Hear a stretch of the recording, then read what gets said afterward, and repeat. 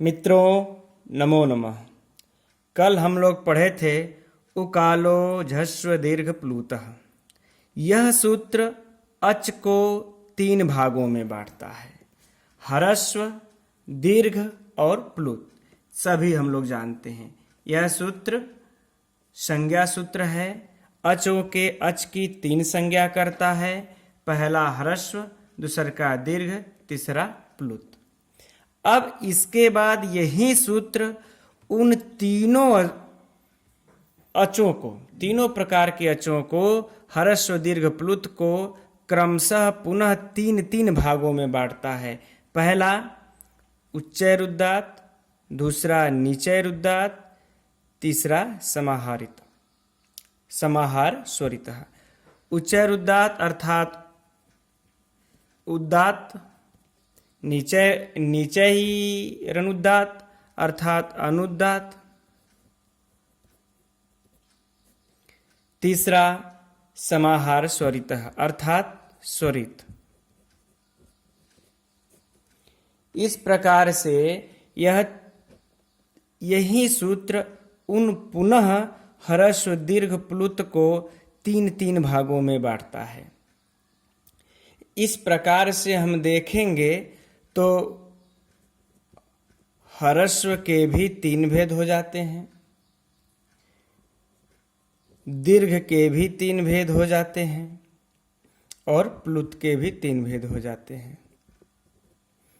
यानी 3 3 6 3 9 भेद हो जाते हैं कुल टोटल। और फिर इन 9 भेद जो है मुख नासिका वचनोनुनासिकः इस सूत्र से पुनः 2 भाग में बढ़ जाता है, एक अनुनासिक एक अननुनासिक। तो पुनः के जब हम 2 भाग कर देते हैं तो हमें 3 दूना के 6, ये यहाँ पर भी 6 भेद प्राप्त होते हैं, यहाँ पर भी 6 भेद प्राप्त होते हैं और यहाँ पर भी 6 भेद। इस प्रकार से टोटल हमें कितने भेद प्राप्त हो गए? 18। तो इस प्रकार अच में अ के 18 भेद होते हैं। अ, ई, उ, री के 18 भेद होते हैं। आगे और भी डिफरेंट होते हैं, हम लोग उसको आगे समझेंगे। पहले इसको समझ लेते हैं। अब उच्चैर उदात्त क्या कहता है? उदात्त अर्थात यह जो हमारे कंठ में ऊपरी भाग से जिस स्वर का उच्चारण होता है उसे हम उदात्त कहते हैं। कंठ तालु आदि स्थानों के ऊपरी भाग से जिस स्वर की उत्पत्ति होती है उसको हम उदात्त कहते हैं। नीचे अनुदात्त तो कहते हैं कि कंठ तालु आदि स्थान के जो निचले भाग से जिसकी स्वर की उत्पत्ति होती है उसे हम अनुदात्त कहते हैं। और स्वरित किसको कहते हैं? कहते हैं उदात्त और अनुदात्त वर्णों के धर्मों का जिस वर्ण में मेल हो वह स्वरित कहलाता है। अर्थात कहने का भाव यह है कि तालु आदि स्थानों के मध्य भाग से जिस स्वर की उत्पत्ति होती है, कंठ और तालु दोनों के बीच से जिस स्वर की उत्पत्ति होती है उसे हम स्वर कहते हैं, क्षमा कीजिएगा, स्वरित कहते हैं। अब अगला सूत्र क्या करता है? यह भी देखिए संज्ञा सूत्र है। यह भी कैसा सूत्र है? संज्ञा सूत्र है। यह क्या करता है? करे मुख नासिका वचनोनुनासिकः। कहते हैं मुख और नासिका दोनों के सहयोग से बोला जाने वाला वर्ण अनुनासिक कहलाता है। और जिसमें नासिका का प्रयोग नहीं होता है, सिर्फ मुख से ही बोला जाता है, उसे हम अनुनासिक कहते हैं। यह इन सूत्रों के अर्थ रहे। उका फिर से एक बार देख लेते हैं। उकालो झस्व दीर्घ प्लुतः, यह स्वर को 3 भागों में बांटता है। ह्रस्व दीर्घ प्लुत फिर पुनः 3 भागों में बांटता है। उदात्त, अनुदात्त, स्वरित। उदात्त स्वर, उदात्त का भी अर्थ हमने जान लिया, अनुदात्त का भी जान लिया और स्वरित का भी जान लिया। मुख नासिका वचनोनुनासिक का भी अर्थ जान लिया। अब हम लोग यह ग्राफ से समझेंगे कि अचों में अ ई उ के 18 भेद कैसे होते हैं, किसी के 12 भेद कैसे होते हैं। मित्रों, इसे हम आसानी से समझने के लिए आप लोगों के लिए एक यह चार्ट तैयार किए हैं, जिससे हम लोग आसानी से समझेंगे कि कैसे अ के 18 भेद हो जाते हैं। अ के 18 भेद कैसे होते हैं, तो सर्वप्रथम जैसा कि हम लोग बोले कि उकालो ह्रस्व दीर्घ प्लुतः सूत्र से यह अचों के 3 भाग करता है। पहला करता है ह्रस्व, दूसरा कर देते हैं दीर्घ और तीसरा कर देते हैं प्लुत। यह किस सूत्र से है? यह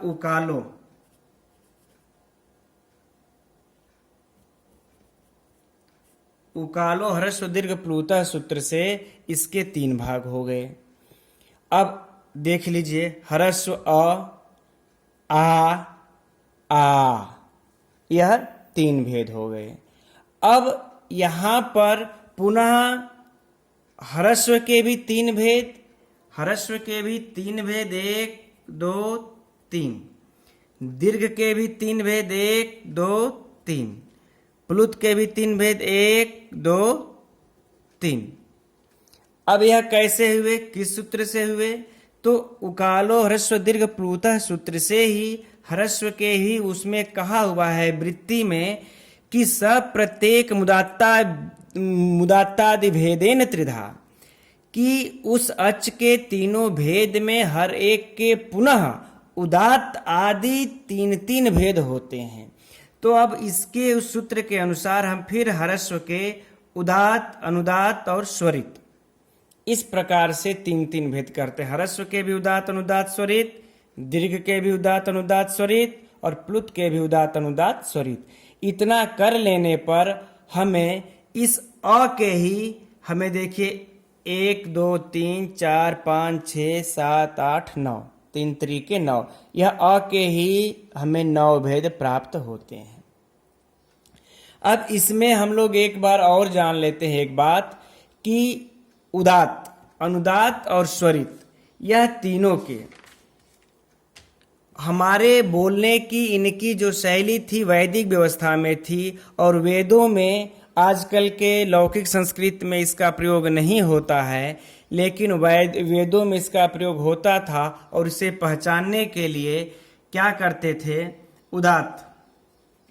उदात्त का कोई चिन्ह नहीं होता, सिर्फ अ ऐसे है तो ये लिख दिया जाता है। अनुदात्त का चिन्ह होता है, अनुदात्त का अ के नीचे एक अंडरलाइन कर देते हैं। इस प्रकार से हम जान जाएंगे ये उदात्त है और ये अनुदात्त है। अब इसी प्रकार से हम स्वरित का भी चिन्ह होता है, जो कि अ के ऊपर एक इस तरह से पाई खड़ी हो जाती है। यह स्वरित हो गया। मित्रों, यह परीक्षा में बहुत बार पूछ चुका है। उदात्त का चिन्ह, अनुदात्त का चिन्ह, स्वरित का चिन्ह, इससे कई प्रश्न घुमा फिरा करके आ चुके हैं। इसलिए हमें यह याद रखने की अत्यंत आवश्यकता है। अब इसी अंडरलाइन और एक खड़ी पाई के अनुसार हम लोग इसमें देखिए दर्शाए हुए हैं कि कैसे उदात्त अ के, देखिए अ एक बार ह्रस्व वही स्वर है अच, एक बार उदात्त कोई चिन्ह नहीं, एक बार अनुदात्त अंडरलाइन के साथ, एक बार स्वरित खड़ी पाई। ये हो गया उदात्त, अनुदात्त और स्वरित अ का। तो ये ह्रस्व है। अब यही अ जब दीर्घ में आ होता है तो फिर इसके उदात्त, अनुदात्त, स्वरित तीनों भेद हो जाते हैं। तो आ उदात्त हुआ, यह आ अंडरलाइन वाला है तो अनुदात्त हुआ, यह आ ऊपर लाइन खड़ी पाई वाला है तो स्वरित हुआ। अब वही आ जब प्लुत में आता है, त्रिमात्रिक में जब बोला जाता है, तो इसके भी 3 भेद हो जाते हैं। उदात्त आ इस पे कोई चिन्ह नहीं, आ इस पे अंडरलाइन है अर्थात अनुदात्त है, फिर आ इस पे जो है कि खड़ी पाई अर्थात ये स्वरित है। तो इस प्रकार से देखिए अ ये उदात्त अनुदात्त स्वरित से 3 भेद हो गए। फिर दीर्घ का आ का देखिए कैसे 3 भेद हो गए। फिर आ का देखिए कैसे 3 भेद हो गए। अब फिर पुनः जैसा कि हम लोगों ने बोला कि मुख नासिका वचन अनुनासिक, इस सूत्र से पुनः के अनुनासिक और अनुनासिक 2 संज्ञा कर देता है। तो जब यह संज्ञा करता है तो अब देखिए क्या होता है कि उदात्त में भी 2 भेद हो गए, एक अनुनासिक एक अननुनासिक। तो अब इस उदात्त का अब जब अ है उदात्त में तो एक बार ये अनुनासिक, इसकी संज्ञा जो कि मुख नासिका वचनोनुनासिक से करता है, एक बार अनुनासिक हो गया एक बार अनुनासिक, यानी कि जो नासिका से नहीं बोला जाता है। इस प्रकार उदात्त में ही 2 भेद हो गए के। फिर अनुदात्त में देखिए अंडरलाइन है नीचे, यह अनुदात्त है, एक बार अनुनासिक हुआ और एक बार अनुनासिक हुआ, एक बार अनुनासिक एक बार अनुनासिक, यह मैंने लिखा हुआ है। फिर स्वरित में भी देखिए स्वरित अ, ह्रस्व स्वरित अ, यह इसको कैसे समझेंगे हम लोग, ह्रस्व स्वरित और फिर अनुनासिक, इस अ का अनुनासिक अ, फिर अनुनासिक अ। फिर इसी प्रकार से दीर्घ का उदात्त में भी अनुनासिक आ और अनुनासिक आ।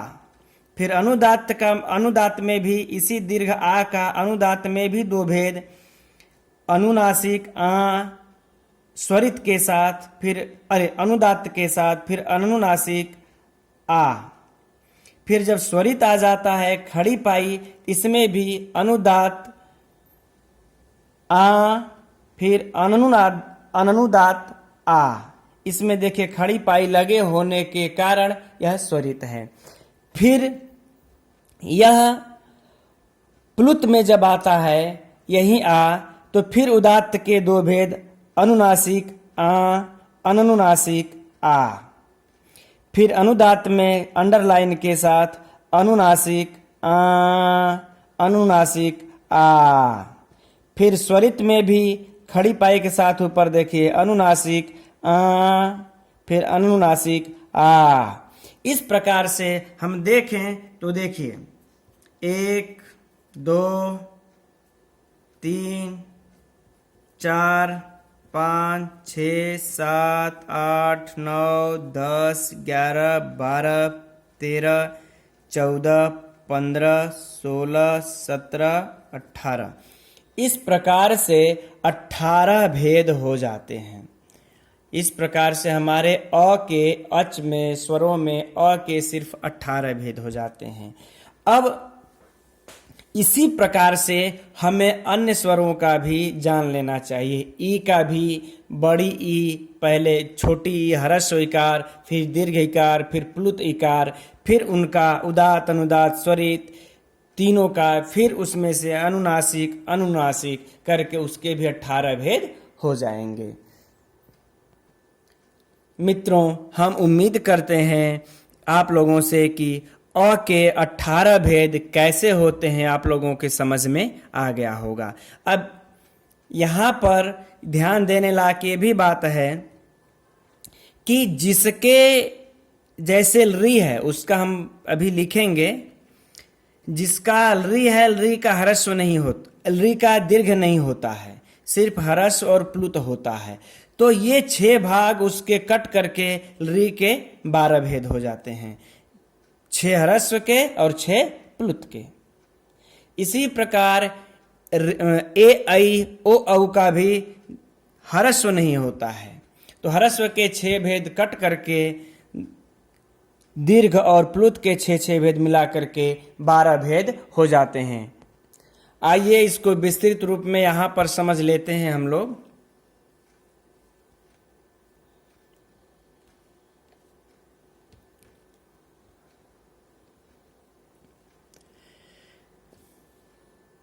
यह परीक्षा में बार बार पूछा जाता है, कई बार कई परीक्षाओं में पूछा हुआ यह प्रश्न है कि किसके कितने भेद होते हैं। तो ध्यान रहे मित्रों, अ ई उ री के कितने भेद होते हैं? 18 भेद।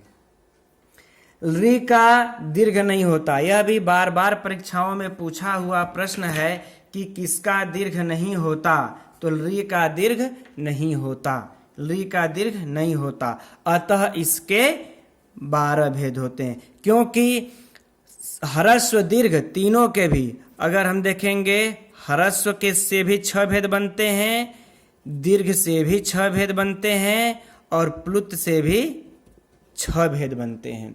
तो इसका ह्रस्व नहीं होता तो 6 6 12, जिसका दीर्घ नहीं होता उसका भी 6 6 12।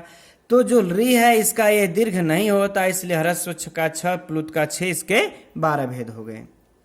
अब एक वार्तिक आता है, री और री की री वर्णयोर मिथ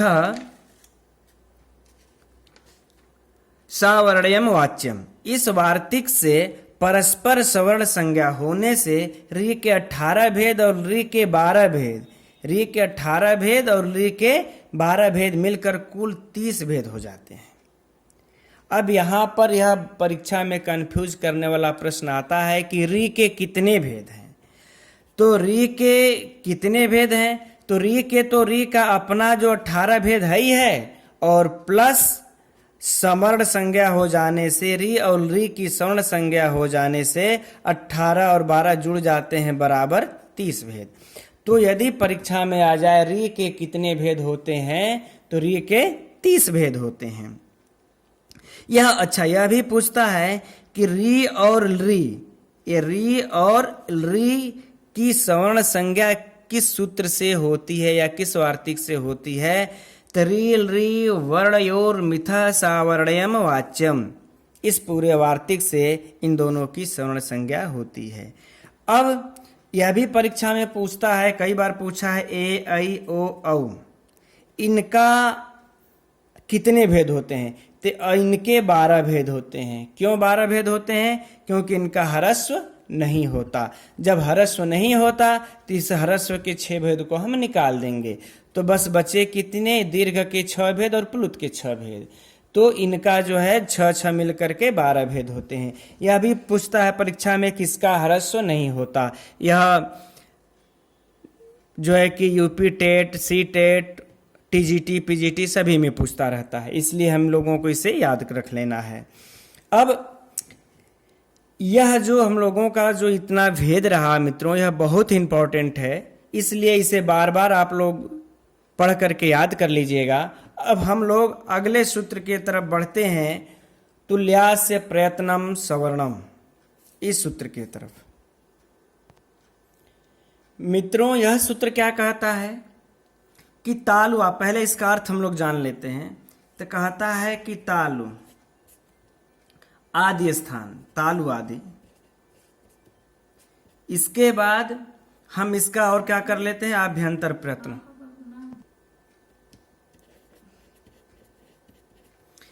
आभ्यंतर प्रयत्न,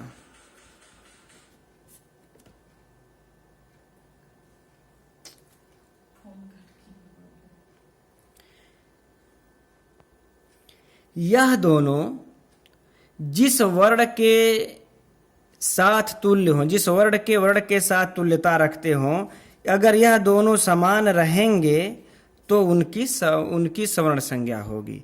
तब क्या होगी, यह समान होने पर सवर्ण संज्ञा होती है।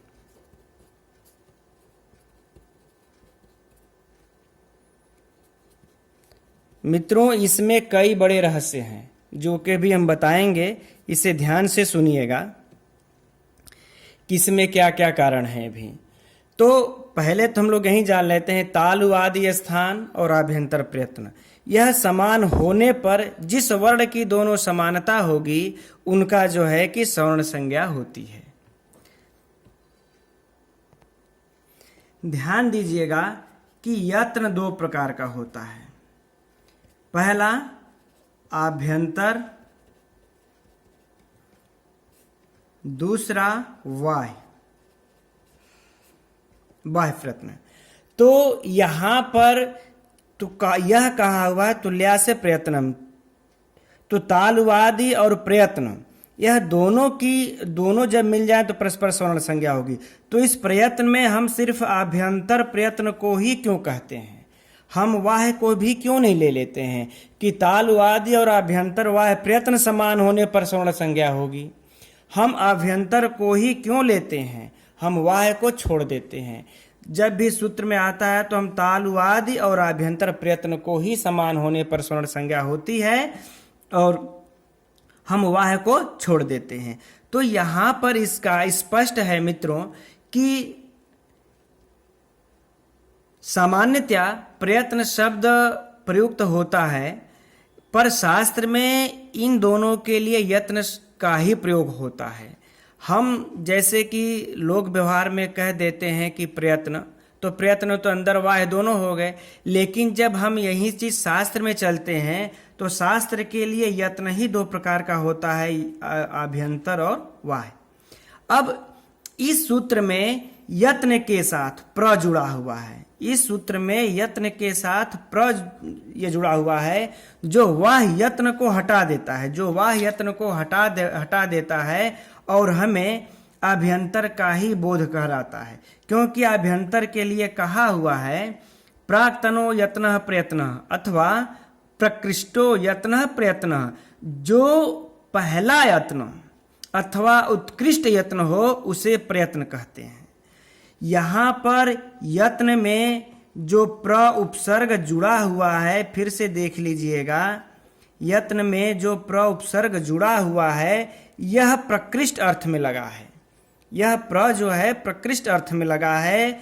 तो इस यत्न में अब प्रकृष्ट अर्थ में लगा है तो यत्न दो प्रकार का होता है। तो इस दोनों प्रकार के यत्न में जो पहला यत्न होता है हम उसी को लेंगे और दूसरे वाले यत्न को हम छोड़ देंगे। ठीक है मित्रों, फिर से समझ लीजिए कि यह प्रयत्न में जो यह प्र लगा हुआ है यह प्रकृष्ट अर्थ में लगा हुआ है और प्रकृष्टो यत्न प्रयत्न, तो यह जो पहला यत्न है उत्कृष्ट यत्न हो उसे प्रयत्न कहते हैं। इसी का अर्थ यही अर्थ हुआ। इस रीति से आभ्यंतर को ही हम इस प्रयत्न में शामिल करते हैं और वाह को निकाल देते हैं। जब यह भी देखिए कहा जाता है, ध्यान दीजिएगा, यहाँ पर सूक्ष्मता से ध्यान देने वाली बात है। कहा जाता है कि जब ये सूत्रकार लोग एक सूत्र की रचना करने में एक भी वर्ण की अगर बचत कर लेते थे तो वह पुत्र उत्सव के समान खुशियां मनाते थे।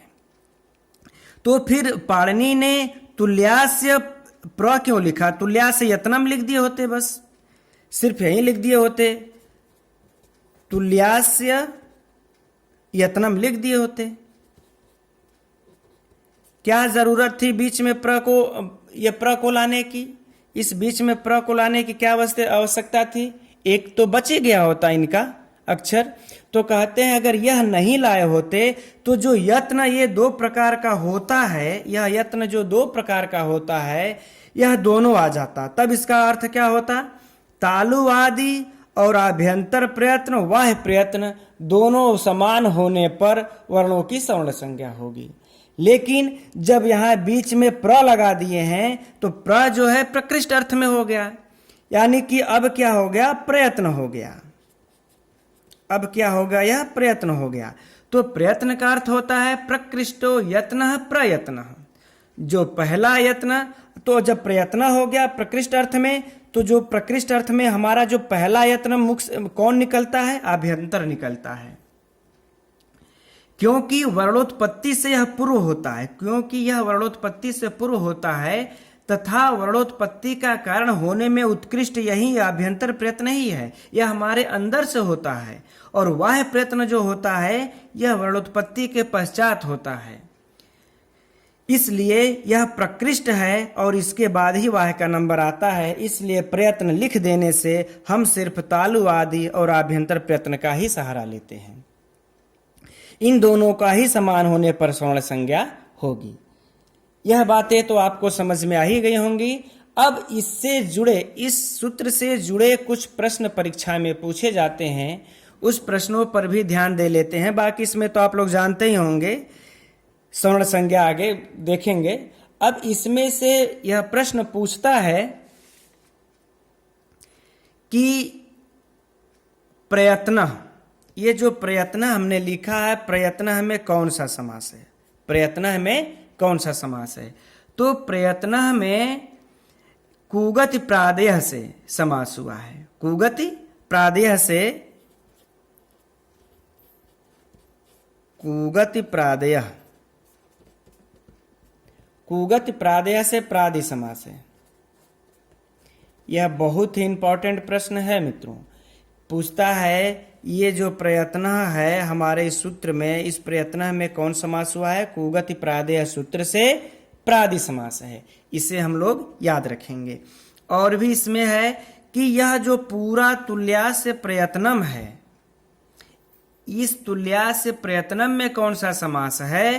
तो इस तुल्यास्य प्रयत्नम में बहुब्रीहि समास है। इसे याद रखिएगा। बाकी किस सूत्र से कैसे हुआ इसकी चर्चा करने पर हम लोग उलझ जाएंगे, अपने मेन मुद्दे से ये भटक जाएंगे, इसलिए इतना ही याद रखते हैं कि इस तुल्यास्य प्रयत्नम में बहुब्रीहि समास है। और सिर्फ जब प्रयत्नम की बात आएगी तो इतर कुगति प्रादेय से प्रादि समास है। और अगर यह पूछ दे अस्य प्रयत्नम, है ना, अस्य प्रयत्नम जब पूछ देगा कि अस्य प्रयत्नम में कौन समास है, तो बहुब्रीहि समास है। अस्य प्रयत्नम, क्षमा कीजिएगा मित्रों, अस्य प्रयत्नम में जब पूछेगा कौन सा समास है तो इतरेतर द्वंद्व है।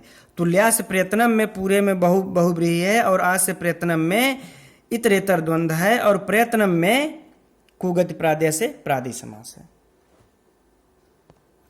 मित्रों, अब यह प्रश्न उत्पन्न होता है कि यदि संपूर्ण स्थान, हम कब मानेंगे किसी का? जब संपूर्ण स्थान,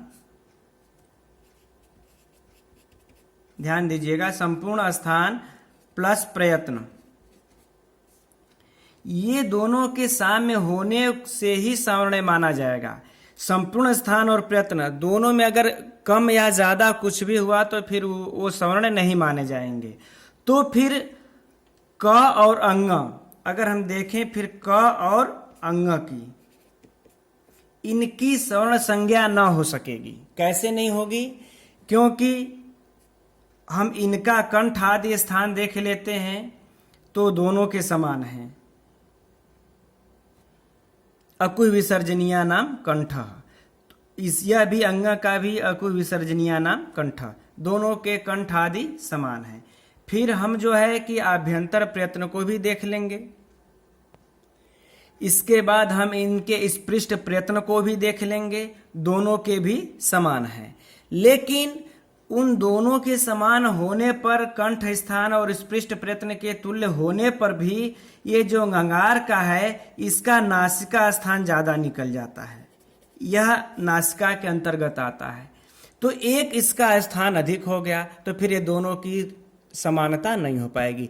यह परीक्षा, यह प्रश्न है, यह हम नहीं कह सकते कि यह परीक्षा में पूछेगा, लेकिन आपको अपनी विद्वत्ता के लिए यह जानना आवश्यक है कि संपूर्ण स्थान, चूंकि देखिए ध्यान दीजिएगा फिर से, संपूर्ण स्थान और संपूर्ण प्रयत्न पूरे जो है कि तुल्य होने पर ही समान स्वर्ण संज्ञा होगी। उसमें से किसी का एक कम या ज्यादा हुआ तो फिर स्वर्ण संज्ञा नहीं होगी। तो यहाँ पर इन दोनों का कंठ आदि स्थान और प्रयत्न दोनों का जो है कि एक समान तो मिला, लेकिन अंग का जो है कि अंग का एक स्थान ज्यादा होता है, नासिका का स्थान, तो इन दोनों की स्वर्ण संज्ञा नहीं हो पाएगी। अगर इनकी स्वर्ण संज्ञा नहीं होगी तो जो क्विन प्रत्ययस्य कुह, इस सूत्र से जो ककार को जो अंगकार हो जाता है वह नहीं हो पाएगा, क्योंकि जब तक से स्वर्ण संज्ञा नहीं होगी इस क को अंग नहीं हो पाएगा। तो यहाँ पर ये अनिष्ट हो जाएगा। तो कहते हैं तो फिर हम कैसे मानेंगे कि इन दोनों की स्वर्ण संज्ञा होगी? तो ये यहाँ पर हम लोग सूत्र में जाएंगे, चलते हैं सूत्र में। तब तो सूत्र कहता है तुल्यास्य, ध्यान दीजिएगा, तुल्यास्य प्रयत्नम।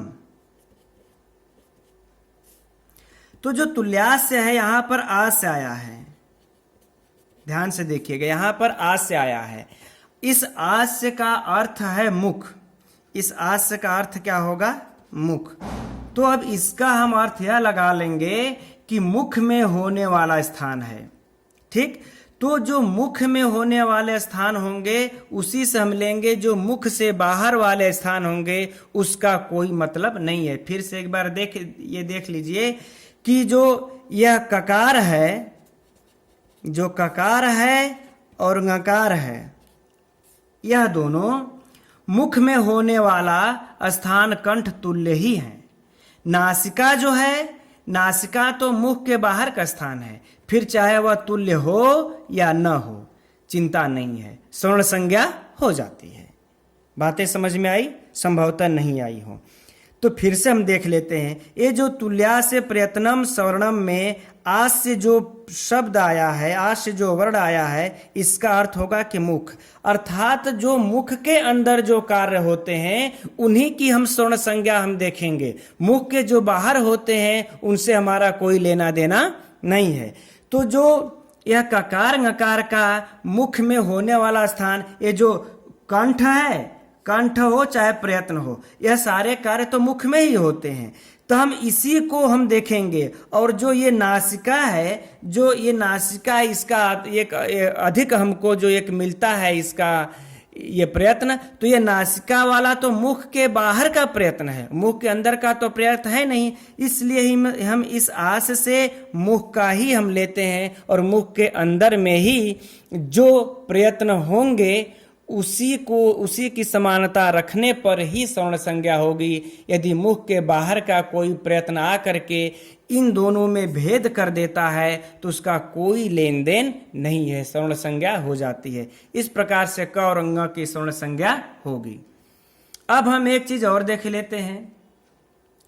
तब इस हिसाब से अगर देखा जाए तो ए और आई, ए और आई, ओ और औ, ये दोनों की भी संपूर्ण स्थान और प्रयत्न, इन दोनों के संपूर्ण स्थान और जो है कि प्रयत्न साम्यता रखते हैं। तो जब इन दोनों के संपूर्ण स्थान प्रयत्न समान है तो फिर इन दोनों की भी स्वर्ण संज्ञा होनी चाहिए, लेकिन इनकी स्वर्ण संज्ञा नहीं होती है। इसका क्या कारण है? तो इसका कारण यह है कि पाणिनि मुनि ने एओंग और